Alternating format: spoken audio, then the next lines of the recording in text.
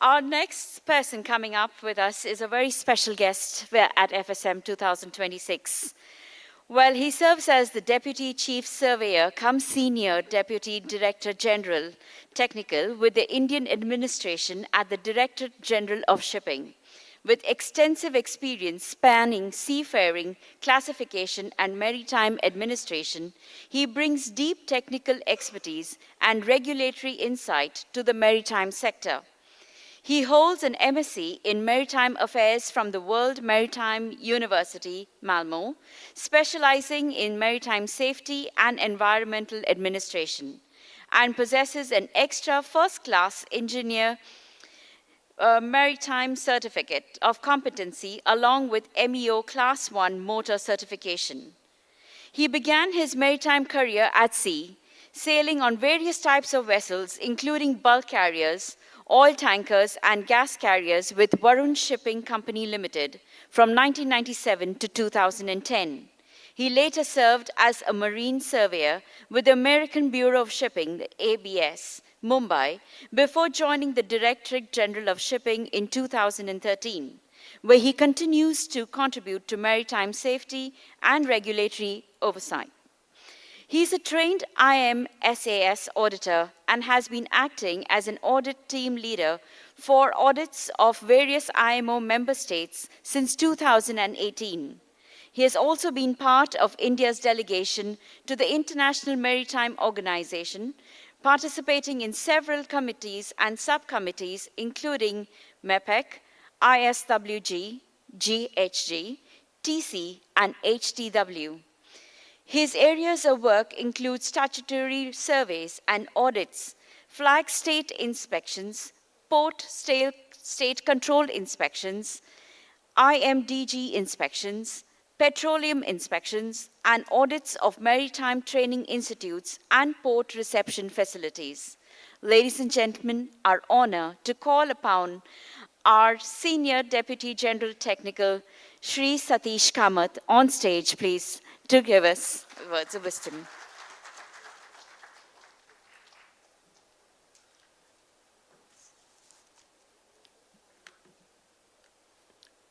To speak after lunch is a problem, but to speak after such, ignited words and inspiring words is also very difficult, and especially after the calming timing given by Captain Shivalbe, where he has described the HTW proceedings very aptly, and DG Shipping did a STCW review, and that time we all have worked together. Captain Mehta has also been there, and a lot of other industry leaders have been there during the STCW, and there were these gaps which were, and a lot of papers have come through. So today I will be running you through something which is, but the first part will deal with what is India doing, how is the global competitiveness of Indian maritime, and then we will go on to the focus areas which are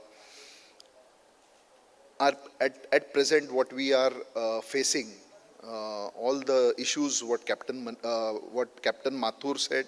Then Mr. Pradhan also has elaborated those issues, but we will run through from a DG perspective. Then why is this FSM very important to us, and what are we looking at, in the future? Because this is a very critical juncture where if you see the industry, there is a shortage of skills to man whatever is coming in the future, or already a lot of ships have come with alternative fuels and other things. So I will start. Okay. So India's economic growth story, it is a long slide, but I will try to be very fast with you. Because this DG sir wants, I'm falling in for DG sir, so DG sir wants, every time that the complete picture, what DGS is doing, need to be given to the industry. So we are a 4.19 trillion economy. The Indian GDP is growing at a rate of 6.5%. And then we want to achieve a growth rate of by 5 trillion by 2028. Let me take you through the figures. If you see in global competitiveness, India, two ports, Indian ports are in the top 30 ports, Mundra and Visakhapatnam. The turnaround time of JNPA has reduced since 2015 from 4 to just zero point 0.9 days. We are the third top major manpower human force supplying nation, and we are growing, and it is, you will see in the further slides that it is 12% now, and now we want to grow at a rate of 20%, and we want to increase the rate to 20%. Recycling, because recycling and shipbuilding, this is the only juncture when these two markets will grow at the same time, because these markets usually in a shipping cycle, these markets do opposite. When the shipbuilding is growing, the other market will be, ship recycling will be going down. But this may be the only time, and if you hear the economists and the major people in the world like Martin Stopford and others, you will know that this may be the time when both will rise at the same time, because due to environmental pressures. So environmental pressures are defining a lot at this time, and it's also defining the skill set which the seafarer need to have. So this I will leave with you, so we can go through that. And these are the two visions which guide us, the Maritime India Vision 2030 and the Amrit Kal Vision 2047, to the Prime Minister's vision for a Vikasit Bharat. Towards these visions, there were Navik cells which were called as Nil Earth Vision Implementation Committees, and there were 22 of them working on various things, and one of them was skills also. So you should be assured that we are also in the policy side, we are working on the skill set and other things which the seafarer requires. And then we had also the Vibhas cells. The Vibhas is the management level cells where they were monitoring the Navik cells and other things. So this was done with the ministry, and now we come to something. Actually, I have to go a bit further. Okay, I'll go here. So we are doing something, called as the National Green Shipping Policy. LR was one of our consultant for that. They did the consultative document, and then TERI now, as the National Center for Green Ports and Shipping, are working on it, and we are taking stakeholder advice. After 2 iterations, we did a Maritime India at Net Zero workshop in Delhi, because we want to get all the interministerial groups on board, so that we have all the gaps identified from the perspective of different ministries, and then we go to the Niti Aayog with this and try to pitch in with this policy and hold hands, as Mr. Pradhan said, that this is the time to get together. We have to work together, and we surely can achieve it. So with all the ministries and all the stakeholders were a part of this high level workshop. And then we are planning in this month or maybe next month, we are planning 2 webinars, and after that we will again have the Niti Connect after that. So I don't know where it takes, but this will be given to the ministry in maybe 1 or 2 months time from now. So these are the green shipping initiatives. Today when we talk about shipping transport, people talk about emissions. So these are the initiatives which DG Shipping have been parallelly. So first, I have spoken about the National Green Shipping Policy. Then we have something called as the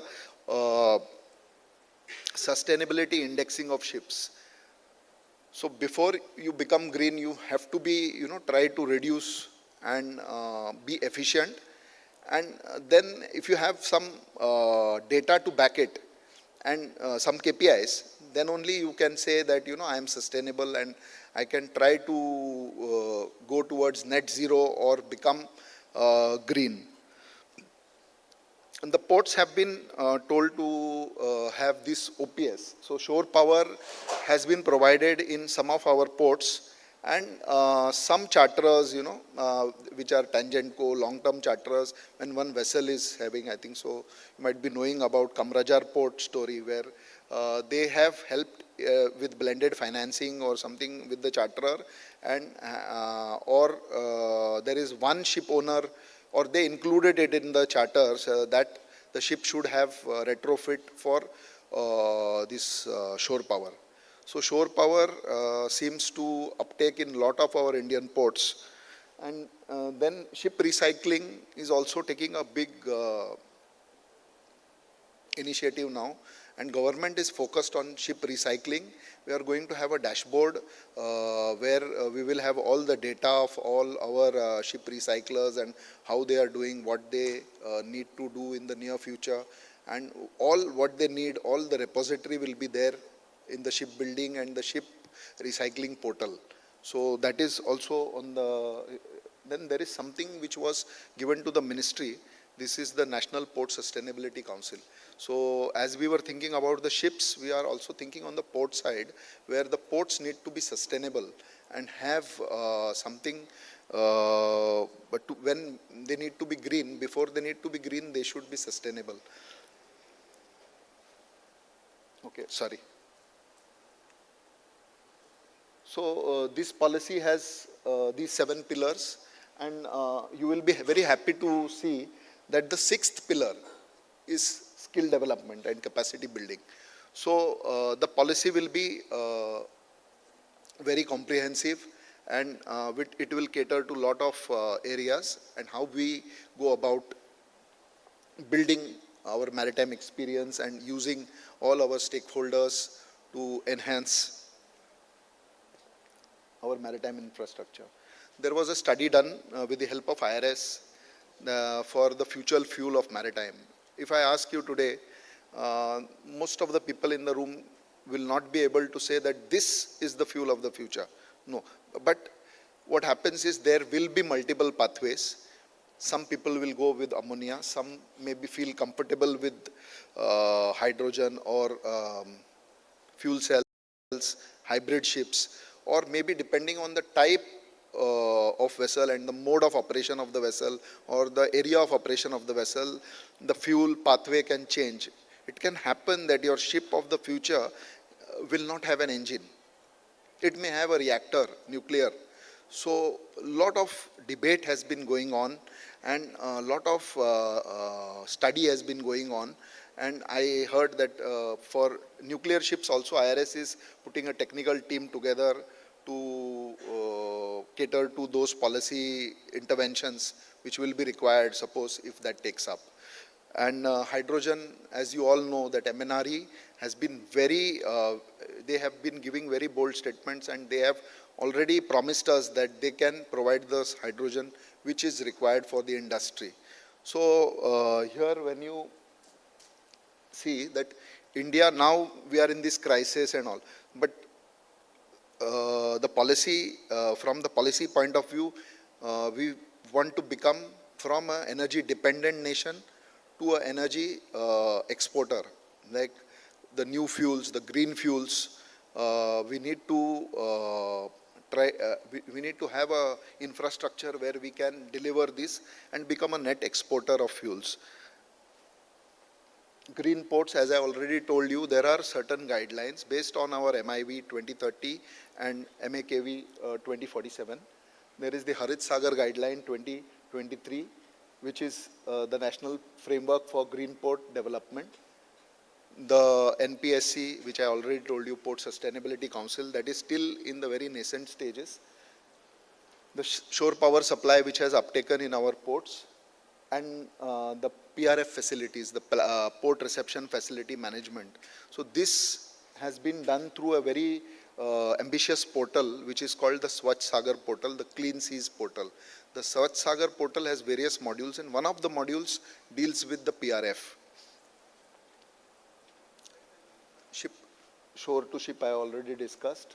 Integrated vessel traffic management, and everyone knows that traffic management. So with the help of IIT Madras, there has been something which has been done in this area, and a digital twin at VOCP Tuticorin was recently inaugurated by the Minister, Shri Sarbananda Sonowal.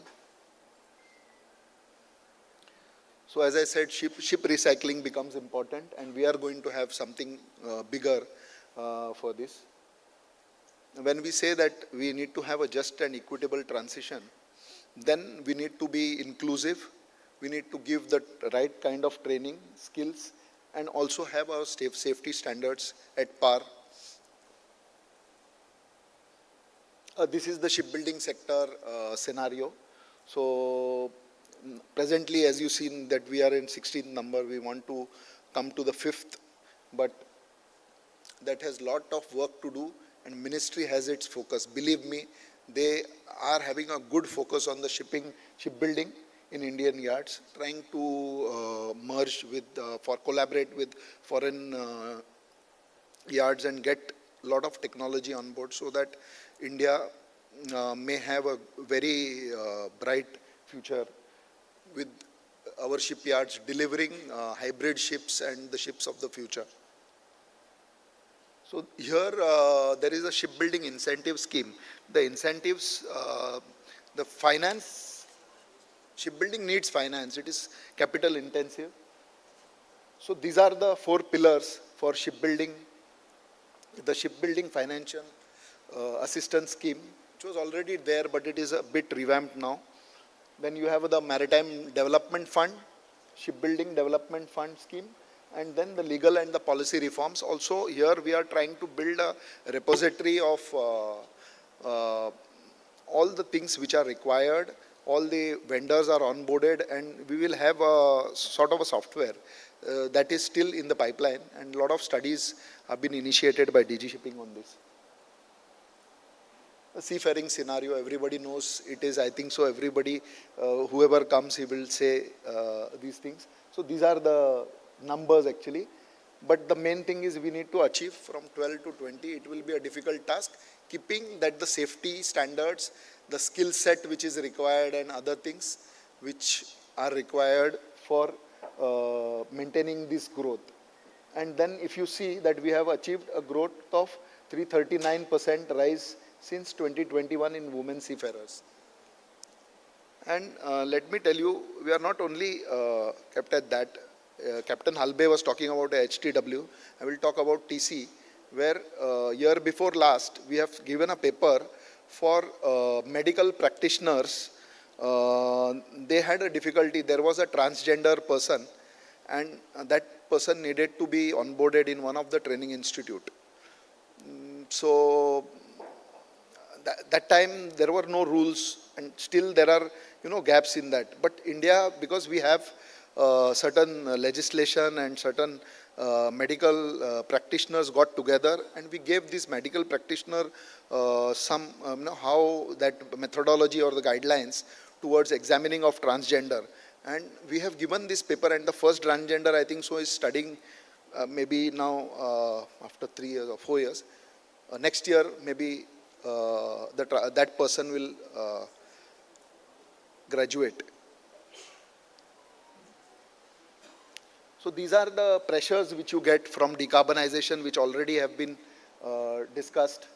The digitalization, which is the theme that due to digitalization and other autonomous vessels, what changes will have to come in the STCW, and especially in the skill set of the people on board. So these are the challenges: technical, operational, physical challenges, mental challenges, behavioral challenges, and personal challenges. So behavioral challenges we were talking about during lunch with our esteemed professionals from Lloyd's One Ocean, and we had a lot of discussions on this. And because of the diverse and multicultural, or what you can say, a very diverse nation what we are, inside the nation also we have all these issues when we cannot understand one another sometimes due to barriers. So when we are groomed up in multicultural environments, we can better understand the other person. So there is these all pressures, or these may be the drivers for what is required to come next for the seafarer, for the professional development of the seafarer. The technical competencies have to change, the digital and technological capabilities have to change, the operational skills, they have to have environmental stewardship. Actually, I will say that this is the apt place for having, because in Goa I see a lot of people, last week I was speaking on the coastal conference, and that time also I could see a lot of people from Goa. They were worried about the environment, because environment brings in tourism into Goa. So they know the thing, and no one needs to teach Goa what is, environmental stewardship. So that has to, go across states, and we need to own up for the environmental sustainability issues. Then leaderships and soft skills, which a lot of us spoke before. Then regulatory compliance and expertise. So as Captain Halbe said, we have lot of minds, great minds, and they can bring out lot of 200 mistakes, lot of gaps were, and all those dashes and dots. Even if a dot is not there, they will comment. But we have to somewhere go beyond this and study what is underlying theme of that. So this is something which the Secretary General, when he was last here in India, he has given. The skills. So he is also talking here about the skills which are essential when seafarers are there on board. So this is something to do with how we are transforming. What are our traditional foundations? What are we good at as Indians? Or what are our seafarers? What values they come with? And how we can transform them. Then technology-enabled learning, which we already spoke. And further in the slide, you will come to know about the VR and all other initiatives. A lot of our institutes, I think so, HIMT has a very good lab. They have also this VR lab. When I was in Chennai, I visited their institute, and that lab was really something path-breaking, where the student can get a real feel of what the ship looks like, how we can maneuver inside. Then all those pilot programs, collaborative industry interactions, they will bring some value, add some value to whatever. So this is what about the web-based simulator, and this everyone knows. This actually was made for an audience which was, not so professionally knowing about the shipping. These are the two initiatives when we talk about Captain Savio also has, participated in Sagar Mein Samman and Sagar Mein Yog. So this is for the mental well-being, because of a lot of pressures and barriers due to, you can say, due to family, due to financial issues, or due to many issues which the seafarers face. They are having these pressures, and they need something to come out of those pressures. So this is a well-designed program, and with partnership with Trijog. And I think so there were a lot of interactions over Sagar Mein Samman, which we already know that it is designed for the honor at sea, for the pride for the women seafarers. Then transparency and zero tolerance for fraud. This is something which DGS has been pushing through. Then Sarva Pratham Suraksha. Suraksha Sarva Pratham. This is aiming at something to do with safety. Safety videos have been published of previous casualties. We were actually earlier publishing only those annual reports where you used to get the incidents and what happened and what we could have done to prevent the incident. But here we are having a full array of documentation and also videos which will uh, point at what happened, why it happened, how we can improve. Then web-based learning, free courses will be developed, and this will become a comprehensive incident reporting and management tool. The thing which everyone, was so talking about, my heart goes out to all the seafarers which are stuck there. 28 Indian flag ships as of yesterday were stuck. 23,000 seafarers of Indian origin. Then 778 on our Indian vessels. So DGS is doing quite a lot, and with the interministerial consultation, and also with the ministry, inside the ministry there are a lot of consultations and daily reportings going on. So I believe that it should, it should end fast. I also hope it should end fast, because it is a lot of pressure on the seafarers and the families of seafarers. So paramount human, he has already said that it is the people, and people make up the organization. So here I leave you with this, move together, speak together, and speak in harmony, so that we all can achieve what is unachievable, or what is seen as unachievable today. We can make a difference. Thank you.